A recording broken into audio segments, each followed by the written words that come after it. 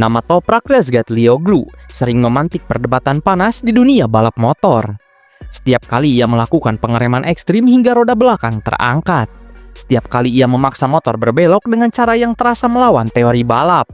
Satu pertanyaan lama selalu kembali muncul. Apakah pembalap sebrilian ini akan tampil lebih hebat lagi di MotoGP? Atau justru kesulitan karena karakter balap MotoGP yang sangat berbeda? Toprak bukan sekedar juara World Superbike, ia adalah simbol perlawanan terhadap standar konvensional. Di era balap modern yang semakin dikendalikan data, elektronik, dan pendekatan presisi, Toprak justru tampil sebagai pembalap yang masih mengandalkan naluri, keberanian, dan kepercayaan penuh pada kemampuannya sendiri.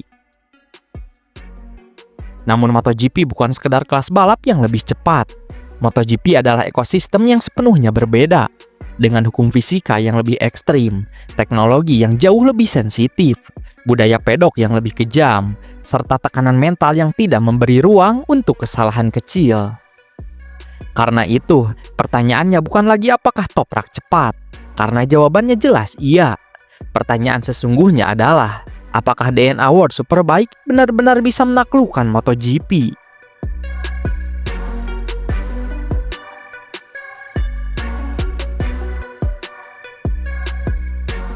Di WSBK, Toprak adalah anomali yang nyata.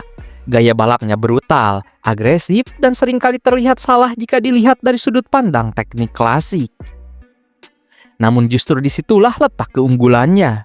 Ia mengubah sesuatu yang dianggap kesalah jadi senjata. Pengereman super late menjadi ciri khas utama Toprak. Ia berani menunda pengereman lebih lama dibanding pembalap lain, memaksa motor berada di batas maksimum sebelum akhirnya membelok. Gaya stupi ekstrim, di mana roda belakang terangkat tinggi, bukan sekedar gaya pamer, melainkan bagian dari tekniknya untuk memaksimalkan deselerasi. Keberanian Toprak mempertahankan kecepatan tinggi saat masuk tikungan, juga menjadi pembeda. Di saat pembalap lain memilih aman, Toprak justru menekan lebih dalam.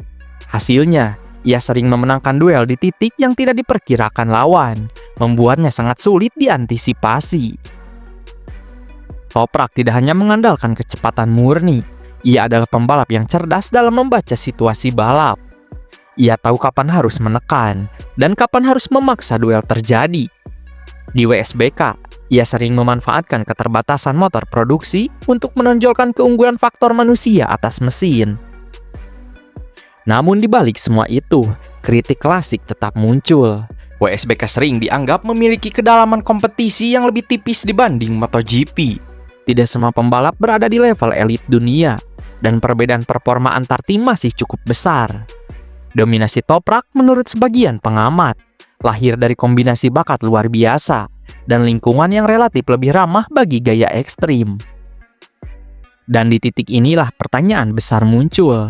Apakah keunggulan Toprak bersifat universal atau hanya relevan di dunia World Superbike?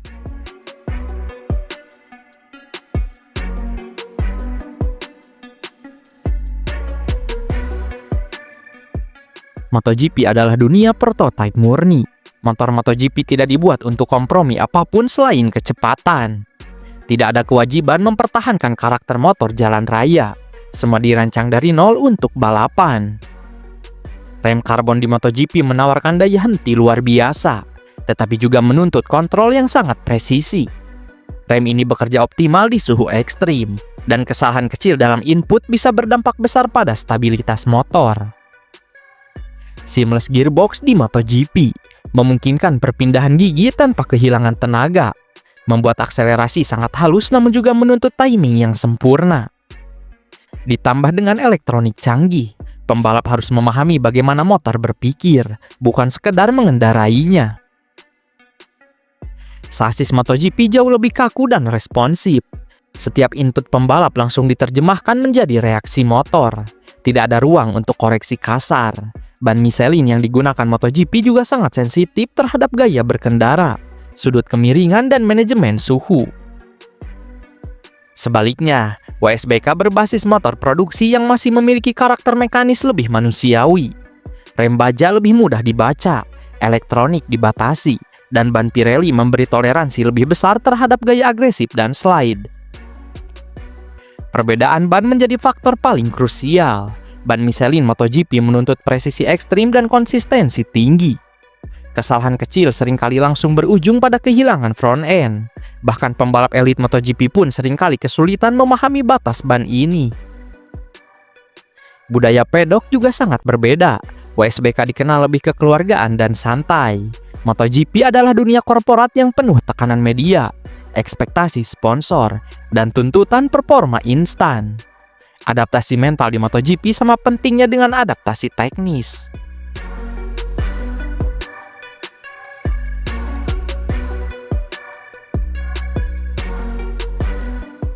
Gaya balap Toprak adalah pedang bermata dua. Di satu sisi, gaya ini membuatnya sangat unggul di WSBK. Di sisi lain, gaya yang sama bisa menjadi masalah besar di MotoGP. Di WSBK, pengereman agresif dan kecenderungan mengunci roda depan masih bisa ditoleransi. Ban Pirelli memberikan sinyal sebelum benar-benar kehilangan grip, memberi kesempatan pembalap untuk menyelamatkan motor. Di MotoGP, ban Michelin tidak memberi toleransi serupa. Hilangnya grip sering terjadi secara tiba-tiba. Gaya pengereman ekstrim ala Toprak beresiko tinggi jika diterapkan tanpa modifikasi besar. Motor MotoGP juga jauh lebih kaku. Teknik Toprak yang sering menahan motor dengan tubuh bisa menjadi masalah ketika sasis prototipe justru menuntut input yang jauh lebih halus dan efisien. Selain itu, Toprak sering menggunakan slide ban belakang sebagai alat untuk membelok. Di MotoGP, slide memang ada, tetapi semuanya berada dalam kontrol elektronik dan setup yang sangat spesifik. Ini bukan soal insting semata, melainkan kerjasama intens antara pembalap, data, dan insinyur.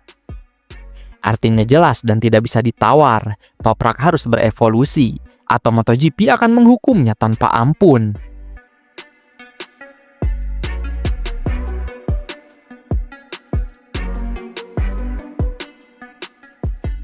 Jika Toprak masuk MotoGP, ia tidak hanya melawan motor, ia melawan standar tertinggi pembalap dunia. Marc Marquez adalah contoh ekstrim kontrol ban depan. Ia mampu hidup di batas grip, membaca motor dengan insting yang hampir tidak masuk akal, dan menyelamatkan situasi yang bagi pembalap lain berarti crash. Francesco Bagnaia adalah kebalikan dari Marquez. Ia mengandalkan ketenangan, presisi, dan efisiensi. Ia jarang terlihat agresif, tetapi hampir selalu konsisten cepat sepanjang balapan. Toprak berada di spektrum berbeda. Ia agresif, menyerang, dan memaksa duel di zona pengereman. Masalahnya, di MotoGP hampir semua pembalap mampu melakukan hal yang sama.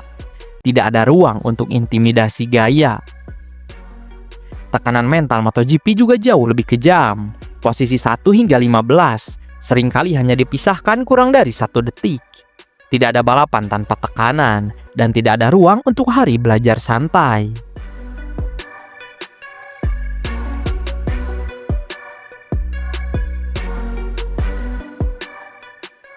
Bisakah DNA WSBK menulis ulang sejarah MotoGP?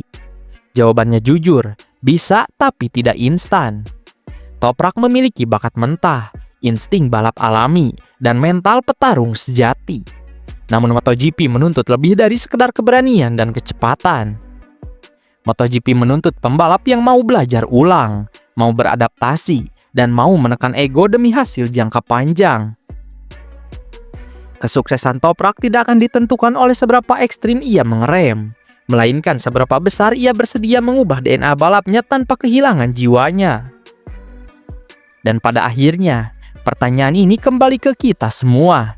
Apakah MotoGP tentang bakat murni, atau tentang siapa yang paling mampu berevolusi? Jika jawabannya adalah yang kedua, maka satu hal pasti, kisah Toprak Razgatlioglu masih jauh dari selesai, dan justru bisa menjadi bab paling menarik dalam sejarah MotoGP modern.